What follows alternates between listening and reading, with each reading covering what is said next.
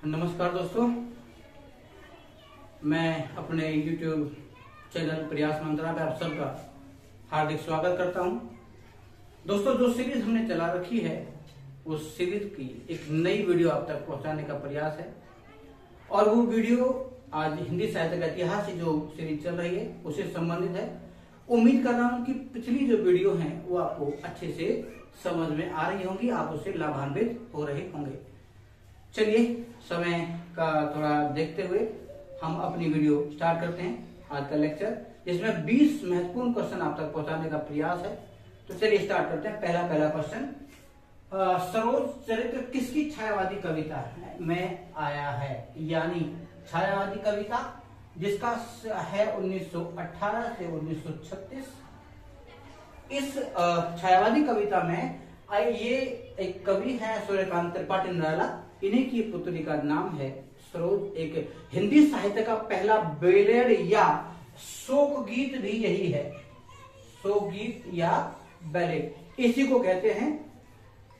ठीक है, आगे इससे अगला क्वेश्चन है, राम की शक्ति पूजा किसकी रचना है? तो ये भी सूर्यकांत त्रिपाठी निराला जी की सुप्रसिद्ध रचना है, राम की शक्ति पूजा। और इसका जो वर्णन है वो रामचंद्र जी जब 7 दिन तक राम और रावण का भयंकर युद्ध हुआ और वो काफी हतोत्साहित से दिखे, उसके बाद लिखी है। किस किस तरीके से राम जी ने शक्ति की देवी दुर्गा की आराधना की थी और दिव्यास्त्र प्राप्त किए थे। तो उसके जो कवि हैं वह सूर्यकांत त्रिपाठी निराला। नेक्स्ट क्वेश्चन है, उसने कहा था, बहुत सुप्रसिद्ध कहानी है, यह है चंद्रदत्त शर्मा गुलेरी और इस कहानी का मुख्य जो कैरेक्टर लहना सिंह जो कि सिख रेजिमेंट का एक ऐसा सिपाही था जिसमें उसने अपनी शहादत दी और उसने किसी से वादा किया था, अपनी बचपन की एक मित्र थी, उसके बच्चे को बचाते हुए वो शहीद हो गए। नाम है लहना सिंह। आगे उर्वशी जो किस कवि की रचना है? तो रामधारी सिंह दिनकर की एक सुप्रसिद्ध रचना है उर्वशी। मार्क्सवादी विचारधारा का प्रभाव किस लेखक पर पड़ा है? यह है भारतेंदु हरिश्चंद्र। अच्छा, ध्यान दीजिए, भारतेंदु हरिश्चंद्र आधुनिक गद्य के निर्माता हैं और उन्होंने बहुत सी मुकरियां लिखी हैं। एक जो हिंदी भाषा के प्रति लिखा है और भारतीय बेरोजगारी की तरफ भी काफी ध्यान दिलाया। साथ में यहाँ की जो गरीबी को भी काफी निर्दिष्ट उन्होंने अपनी कविता का भाग बनाया। तो मुकरिया और एक थी, निज भाषा उन्नति अहें सब उन्नति को मूल, बिन निज भाषा ज्ञान के मिटे नहीं के सूल। ये वही है भारतेंदु हरिश्चंद्र, आधुनिक गद्य के निर्माता। चारण व भाटों द्वारा किस काल रचना की जाती थी? चारण और भाट जैसा कि आपने पढ़ा होगा तो ध्यान है, ये आदिकाल में थे। इस चारण और भाट, क्योंकि इसमें सारी विशेषताएं थी अपने आश्रयदाताओं की। तो जितने भी कवि थे वो राजाओं के क्या थे? आश्रय उसके प्राप्त थे। तो उनको क्या मिलती थी? बदले में स्वर्ण मुद्राएं मिलती थी। तो राजा की मानसिक दशा को देखते हुए कवि जो थे वो रचनाएं करते थे। तो ये चारण और भाट भी ऐसे करते थे आदिकाल में। तो इन्होंने लिखा है, जिसकी सुंदर बिटिया दिखी तिही पर जा रखे हथियार। ये बहुत महत्वपूर्ण पंक्ति है उस जमाने की, उस काल की। रासो काव्य कैसे थे? तो रासो काव्य जिसने भी रचे तो वो वीर चित्रात्मक, यानी अपने आश्रयदाता जो राजा था उसकी वीरता का बखान किया है। यानी समझिए, जिस राजा का जो भी राज्य कवि था उसने अपने कविता में अपने आश्रयदाता को ही अपना प्रमुख बिंदु बनाया और उसी की विशेषताओं का गुणगान किया। अगला है फोर्ट विलियम कॉलेज कलकत्ता। ये कलकत्ता का कॉलेज था। फोर्ट विलियम कॉलेज कलकत्ता का संबंध किस लेखक से है? तो ये है सदर मिश्र। ये बहुत नासिकोपाख्यान, ये ऐसी उसकी रचना है, नासिकोपाख्यान इनकी सदर मिश्र की, जो कि HSSC से बहुत सारे क्वेश्चंस जो है बहुत सारे एग्जाम्स में वो पूछ चुका है। तो सदर मिश्र जी हैं जो फोर्ट विलियम कॉलेज कलकत्ता से संबंधित है। रानी केतकी की कहानी के रचनाकार कौन है? ये है इंसा अल्लाह खां। ये भी कहते हैं कि हिंदी साहित्य की पहली कहानी रानी केतकी की कहानी को ही माना जाता है। इसके राइटर हैं इंसा अल्लाह खां। आगे ये जो पंक्ति आप पढ़ेंगे, पंत रहने दो अपरिचित प्राण रहने दो अकेला, ये काव्य पंक्तियां किसने अपने काव्य में कही हैं? तो इसका उत्तर होगा महादेवी वर्मा, जिसे आधुनिक मीरा भी कहते हैं। आधुनिक मीरा, आधुनिक मीरा के, क्योंकि जिस दर्द को उन्होंने, जैसे मीराबाई ने अपने समय में भगवान श्री कृष्ण को याद करते हुए दुख को व्यक्त किया था, ऐसे ही आधुनिक मीरा यानी महादेवी वर्मा जो है वो भी दुख को अभिव्यक्त करती है। दो पंक्तियां हैं उसकी, एक उसमें तुम आ जाते एक बार, कितनी करुणा कितने एक संदेश, आंसू लेते पद प्रकार, तुम आ जाते एक बार। और दूसरी पंक्ति में कहती है, मैं नीर भरी दुख की बदली, चिरंतन प्रिय से मेरा जीवन रहे। बहुत ही सुंदर, बहुत सुंदर पंक्तियां उनके द्वारा रची गई हैं। और मधुर मधुर मेरे दीपक जल, हे मेरे मन रूपी दीपक तो अपनी प्रक्रिया में जलता है। तो ये अगले पेज पर हम देखेंगे 11 से 20 क्वेश्चन। जो 11वां क्वेश्चन है वो है निर्वेद। निर्वेद किसका स्थायी भाव है? निर्वेद जो है वो शांत रस का जो है वो स्थायी भाव है। अतः एक क्वेश्चन यहां से बनेगा कि रसों का राजा किसे कहा गया है? तो रसराज जो है वो श्रृंगार को कहा है, श्रृंगार को। और श्रृंगार के दो हैं, संयोग और वियोग। चलिए, तो एक क्वेश्चन से आपको 2-3 क्वेश्चन और मिलेंगे।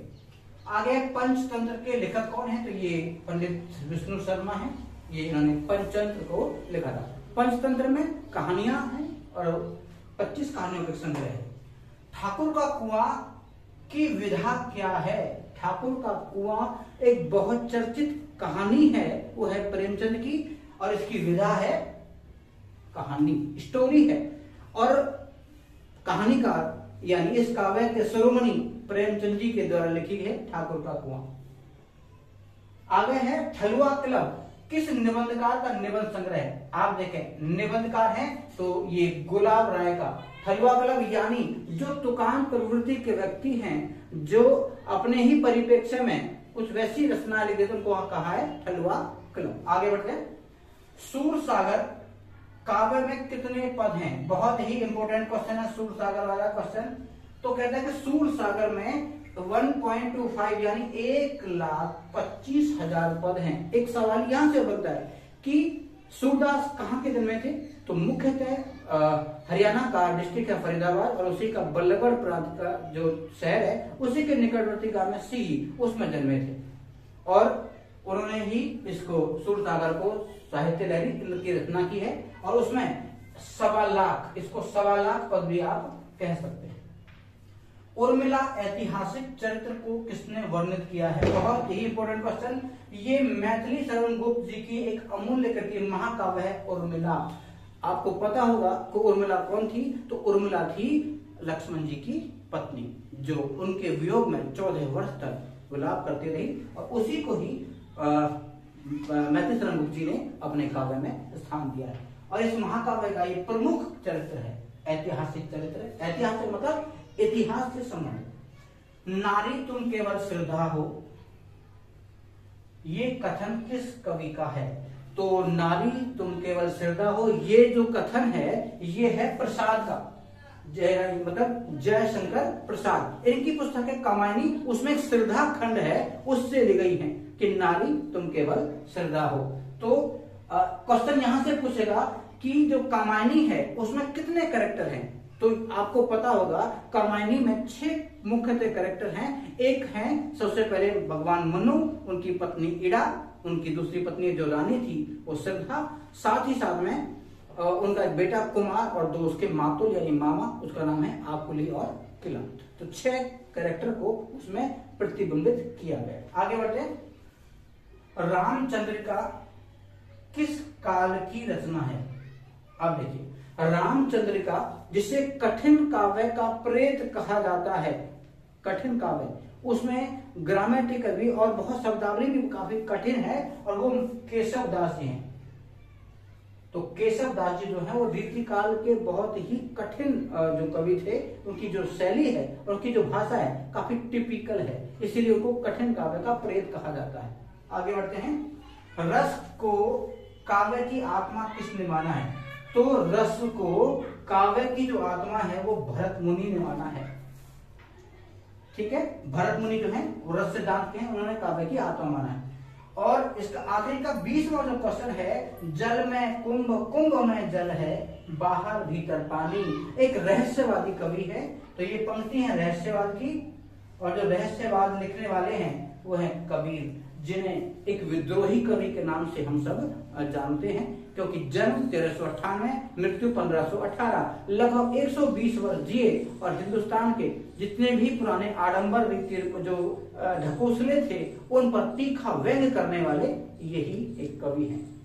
और अनपढ़ होते हुए समाज को एक सही आईना दिखाने का काम भी इन्होंने ही किया था।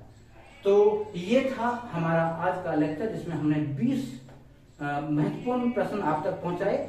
उम्मीद करता हूं कि ये आपको बहुत समझ में आया होगा, और अगर मेरा कार्य आपको अच्छा लगा तो कृपया करके मुझे लाइक अवश्य करें, शेयर और कमेंट और सब्सक्राइब करना ना भूलें, क्योंकि हमारा परिवार जितना बढ़ेगा उतना ही आप और हम बहुत आगे तक जाएंगे। उम्मीद है आपसे कि आप सहयोग करेंगे। तब तक के लिए जय हिंद, जय भारत, नमस्कार।